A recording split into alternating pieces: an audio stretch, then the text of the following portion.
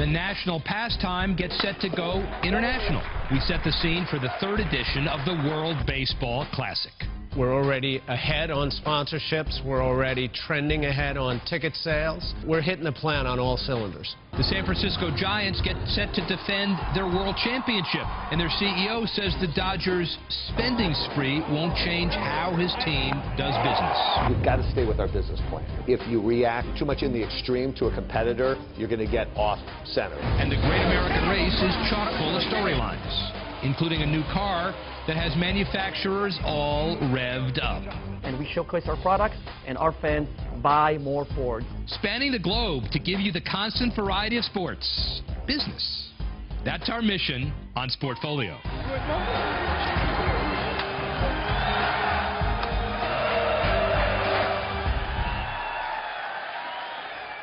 Hello, I'm Rick Haro, and welcome to Sportfolio, Bloomberg's weekly inside look at the business of sports.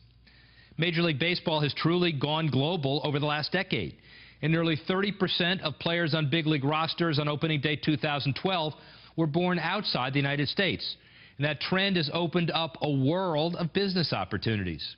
In 2006, MLB introduced the World Baseball Classic as a way to cultivate international interest in the game and plant its flag in markets across the globe. On March 2nd, teams from 16 nations begin play in the third World Baseball Classic. And MLB Executive Vice President for Business Tim Brosnan joins us for a look at what the tournament means to baseball's bottom line. Hey, Tim, the WBC saw gains in attendance, TV ratings, sponsorships from 2006, 2009. What's in store for 2013? Oh, I think you're going to see much of the same, Rick. We're already ahead on sponsorships. We're already trending ahead on ticket sales. The television exposure promises to be as good as we've ever had it. And based on the competition we saw in the preliminary rounds, fan interest is as high or higher than it was in 2009. Well, from a business perspective, you certainly didn't remain static. You tweaked the format significantly this year. You added those qualifying rounds in the fall, and then 28 countries participated. And, of course, you had much more inventory to sell.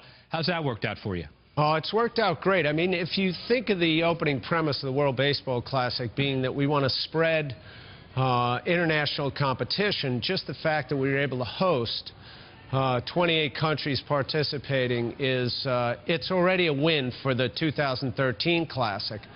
But the fact of the matter is, with the preliminary rounds, we were able to attract new countries, different regions. Brazil actually got out of the qualifier, which is an enormous business gain for baseball and for the World Baseball Classic. So right now, the plan is we're hitting the plan on all cylinders. And all cylinders primarily emphasize, as you said, international growth. But since 2016, or since 2006, excuse me, tell us kind of the biggest gain you've had internationally. Where have you seen the biggest improvement?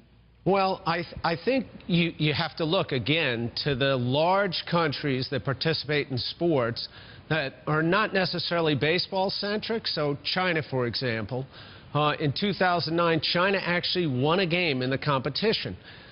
We couldn't buy the level of interest that the Chinese government then takes in baseball to compete with all of its East Asian neighbors in a game that they think is a local game. And then to go back to Brazil, a country that's going to host the World Cup, that's going to host the Olympics in the next 4 to 6 years, whose middle class is growing faster than any in the world, for baseball to be introduced as a core sport in that country, we can't even put a number on that. The marketing exposure that gives to baseball in Brazil, we couldn't buy that exposure. So the 30-second elevator speech obviously emphasizes unlimited upside, let's say, and I assume that's the kind of potential that attracted MetLife as a new global sponsor? Oh, correct. I mean, what MetLife knows is what we know, which is there is no more passionate and powerful force in sports or in marketing than competition between the best athletes playing with flags on their chest, representing their countries. Sure, MetLife is a savvy marketer, an international marketer, has global interests and is using the World Baseball Classic to advance those interests. Obviously, they know what we know. The biggest issue, I think, inside Major League Baseball is that this increases the risk that players may get injured, and there's no incentive, actual incentive, for teams to allow their stars to participate. After all, MLB is primarily the money-making product here, and you can't afford to jeopardize that. How do you counter that? Well, that is simply, Rick, an urban myth. If you go back to the last tournament in 2009, the statistics would tell you that 73 players who opened the season, Major League Baseball players who opened the season on the DL, 2 came from the World Baseball Classic, and one of those was Ichiro, who had a non-baseball related injury that put him on the DL. And then in the first month, 18% or thereabouts of Major League Baseball players who had been on rosters who went on the DL, it was 18%. Of the players who participated in the World Baseball Classic that year, less than 10% of those players ended up on a DL in the first month of that season. So, again, the facts are something that we have to push out, because the World Baseball Classic is, in fact, safer on the facts than going to spring training is. And, of course, Tim Brosnan's got those numbers memorized, which was important as you develop consensus among Major League owners. How hard was that, by the way? You know, the Major League owners are interested in their teams and in winning championships, but they're businessmen as well. And they understand, as the world gets smaller from a communications perspective, the ability to go global, the imperative to go global, gets stronger by the day. And we know that that competition globally is what's going to drive the baseball business. So everybody, it took a while, but everybody is on board. The commissioner has really pushed the issue of global expansion, and everybody's embraced the World Baseball Classic at this point. Now, finally, we learned at the London Olympics that international events, they're all about driving social media. What do we see in that space? Well, social media for baseball generally explodes and grows by the day. For this one, without going into terrific detail, Major League Baseball has an award-winning social space called the MLB Fan Cave that's here in New York City, that is a social content engine. And for the first time ever, we'll host a World Baseball Classic fan cave where a fan from each one of the countries will come to the cave and participate in generating social media. But on a much grander scale, baseball will put all of its social muscle against the World Baseball Classic, and that amounts to something north of 50 million registered users on different devices and platforms participating in a social dialogue, a social exchange in over 100 countries. Well, I'm visiting the physical manifestation of that fan cave, to be sure. Oh, you got to be there. Tim Brosnan, thanks for joining us, and good luck with the World Baseball Classic. Appreciate it. The championship round of the World Baseball Classic will be held at the home of the reigning World Series champions, the San Francisco Giants. When we come back on Sportfolio, we'll hear from Giants CEO Larry Baer, whose team may not be raking in the biggest TV money, but is piling up a nice collection of rings and trophies. What's his secret? There's an expression in baseball, it's a long season and a small clubhouse. So culture, chemistry, the way teams play together matters a lot. More baseball plus the shape of cars to come in NASCAR, all straight ahead on Sportfolio.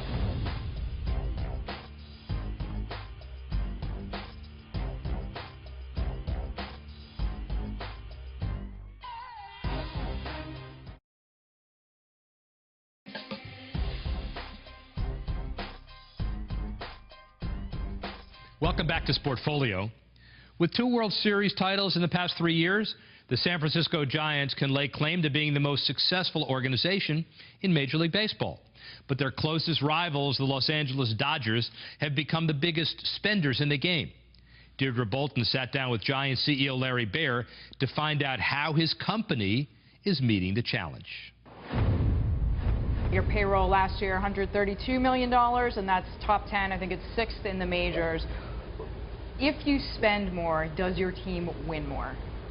As much as it can be scientific, it's also an art. So spending, there's not a direct line. It's a mixture of judgment, spending, and execution. And it's sort of, so there's an art to it. And we're going to be, this year, we're going to be in the 140s. and that'll put us probably about where we were before, maybe a little bit more, about 6th or 7th. We think that's enough to win. Now it seems like the LA Dodgers, at least dollar for dollar, are outspending the Yankees. But in any case, does that put more pressure on you? You know what? It's a great question. We're going to get asked it a lot. The Dodgers next year will probably spend about $100 million more than us on players. We outspent them in the previous few years, so that shows how quickly they've moved up. You know, we've got to stay with our business plan. It's sort of like any business in any industry. If you react too much in the extreme to a competitor, you're going to get off center. There's an expression in baseball, it's a long season and a small clubhouse. So culture, chemistry, the way teams play together matters a lot. We're in a point now, I think, in the sport where, you know, over a threshold, you have a chance to win. And I'm not going to say what that threshold is. I know that at $140 million, we're at that threshold. Over a threshold, you have a real chance to win. Well, what we're going to do is we're not going to react to another team. And I don't think they're the evil empire. I think they're a great brand. I think the Yankees and Red Sox are great brands. I think the Giants are a great brand too. And so what we're going to do is we're going to fight hard on the field and apply judgment. Money and TV rights go together in a kind of business formula, of course, and we've been talking about Yankees, Dodgers. Their rights recently negotiated are very different, unfortunately for your team, than your rights were negotiated in 2008. Is there any workaround for you that you can pull out? Yeah, I mean, that's a good question. The workaround for us, we're in a 25-year deal. The Dodgers now will be in a 25-year deal. So the workaround for us is going to be we're going to have to execute and grow revenue in other areas.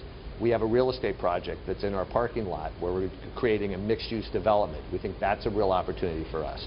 We have a business to do non-baseball events, and so we believe we can grow revenues in other ways. AT&T Park, huge success, second highest attendance, right, in the league. I mean, it's really, a lot of people just want to go there, right on the water. You built it with private money, means that you're also paying off debt. Yeah. What does this mean for you as you make other financial decisions and cycling back in some ways to what you can spend on contracts? Well, the debt we have on the ballpark does inhibit our spending to some extent.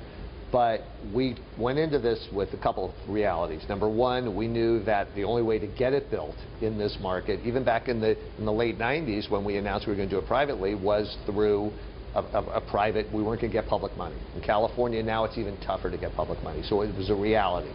We also felt that in this marketplace, with the right ballpark in the right location, we could out-revenue the debt, if you will, and we could just do a 2 to 3x, 4x what we were doing before, and that's happened. The great thing about building a ballpark privately is you own it, and you can do what you want with it.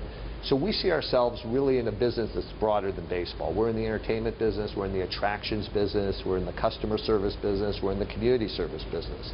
So that what we want people to feel when they come to the ballpark is they're sort of at the town center in the kind of the old days of the coliseums and the forums. And I think that to the extent we've created that. You're right in the middle of this tech universe between San Francisco, the Valley. How many big tech CEOs are coming to the games? Do you see support from the tech community? Absolutely. I mean, the tech community is huge with us. If you just look at what we have between Twitter being six blocks away, Jack Dorsey, one of the founders of Twitter and Square, is a huge St. Louis Cardinals fan, but he comes to games, and we have our little Giants-Cardinals bets. We have really Sheryl Sandberg. I remember right after the Facebook IPO, Sheryl was here with her family at a game, kind of taking a break from everything. It's what I love about being here is that we can really learn best practices. The best practices of technology, and especially social media, are hugely applied in our business. Does it give you an advantage as far as partnerships with local businesses? Absolutely. I mean, you walk in our ballpark and the suite level is the Oracle suite level. You look out in left field, you see Yahoo. Salesforce.com is in a cloud on the light tower. So you have, and Mark Benioff is at many games. So we have really, I think we're in a world that is sort of revolutionizing the industry, and a world here, a local universe that's revolutionizing industry, and I think that's great because we can tap into it. I think it's a huge advantage for us with our fans that we give them these amenities, technology amenities, that really make the experience very different. Here are projected 2013 opening day payrolls for the 5 teams in the Giants division. The Giants, Padres, and Diamondbacks will all raise salaries by 15 to 20% over opening day 2012, but the Dodgers player budget will likely more than double. It should be quite a race in the NL West this season. Coming up, we talk about a different kind of racing. Saturday at Daytona was a frightening mess, but Sunday's Sprint Cup race was a first-class rollout for a new generation of cars. These Gen 6 cars, in our case the Ford Fusion, this is an opportunity for us to showcase its truest form. And back to baseball for our stumper. Which Major League team had the largest attendance increase from 2011 to 2012? We'll count the house. Stay with us for the answer.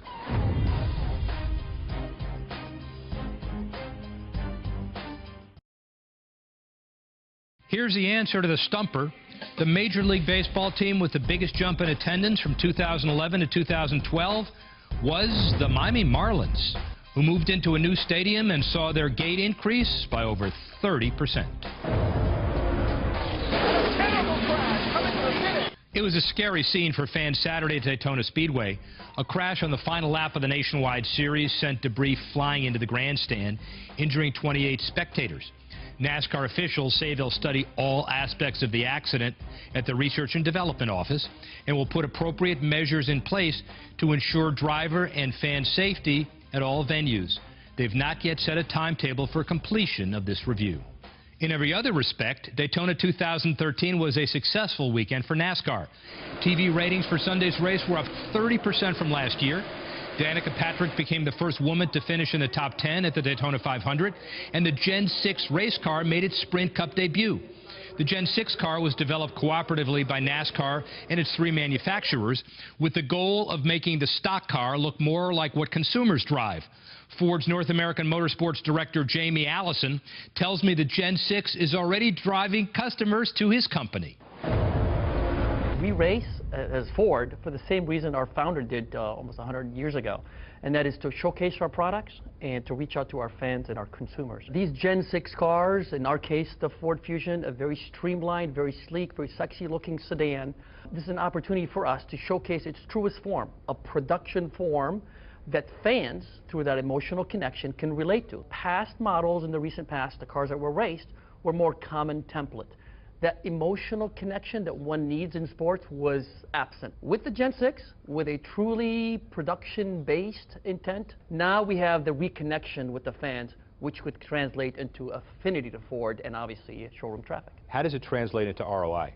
I'll tell you, it's unequivocal in terms of our return on investment in the sport. We sample, we research every quarter all those who intend to buy a new vehicle, and we find roughly 40% of those who intend to buy a car say they are a motorsports fan. And then we ask them, what form of motorsports do you follow? And it is clear NASCAR is dominant. 86% of all those who reply say NASCAR is number one, and after you get into the 30–40% for the remainder. And then we track those who are fans versus general market. And we see significant lift, 2 to 3 time lift in terms of consideration, favorable opinion, shopping, and intention among Ford race fans versus general market.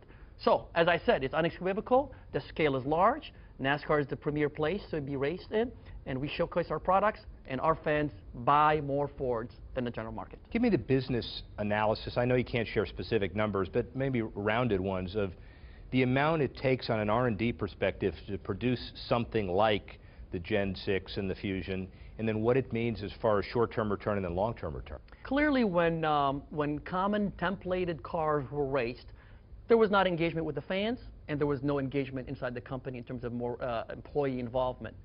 So now with the Gen 6 cars, these cars were designed, sculpted, developed, tested, and engaged our employees, which, you know, as a company with employees, where you have a project like this, it really drives the engagement to be involved with something as exciting as this. And then you come out on the track, and we see, as I told you, that race fans, Ford race fans, buy more Fords than non-fans. So in terms of return on investment, we see a 2 to 3 time lift than the general market. So obviously I can't share specifics on how much we spend, but I can tell you that the return on investment are significant and very effective, very targeted, Very effective. What does the partnership and alliance between Ford and NASCAR look like 10 years from now? What we see opportunities are, as a manufacturer, one is more product relevancy, both product in form, which is design, as well as technology relevancy. Kudos to NASCAR for the introduction of blended ethanol, which is a relevancy that's in production cars. Electronic fuel injection is a technology that's relevant because all cars on the road have electronic fuel injection. The opportunities are plentiful in terms of what exists in production cars that could be applied to NASCAR. And dare I say, potentially electrification in certain forms, not necessarily in all out on the track. The manufacturer's scoreboard at Sunday's race looked like this. 6 Chevys in the top 10, led by winner Jimmy Johnson. 3 Fords and a Toyota driven by Mark Martin. Next week, we'll focus on Central Florida's growing sports economy with an exclusive look at what's on the drawing board at Daytona. Joey Chitwood takes me through his plans to remodel the fan experience at the Great American Track, and Disney's using spring training as a platform for a year-round sports paradise. That's all next week on Sportfolio. Plenty left on this week's show. We'll tell you why a tiny piece of cardboard is expected to bring 7 figures at auction in the near future. A big payoff in the cards when Sportfolio returns. Get Sportfolio wherever you go on the Bloomberg TV Plus app for iPad.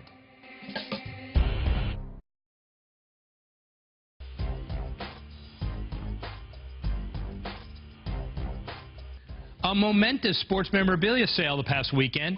USA Hockey captain Mike Eruzione's game jersey from the 1980 Miracle on Ice Olympic victory over the Soviet Union went for $657,000 at auction. The stick he used to score the game-winning goal fetched another $262,000. Eruzione sold these items through Heritage Auctions. This week, another rare collectible goes up for bid through Golden Auctions, a T206 Honus Wagner baseball card from 1909. It's expected to command a price in the millions before the auction closes in April. Why is this piece of cardboard like gold to collectors? Memorabilia expert Leighton Sheldon explains. This T206 Honus Wagner is the Mona Lisa of baseball card collecting. If you don't know anything about baseball cards, and you don't know anything about baseball card investing, you still know that this is the best baseball card that you can own in the world.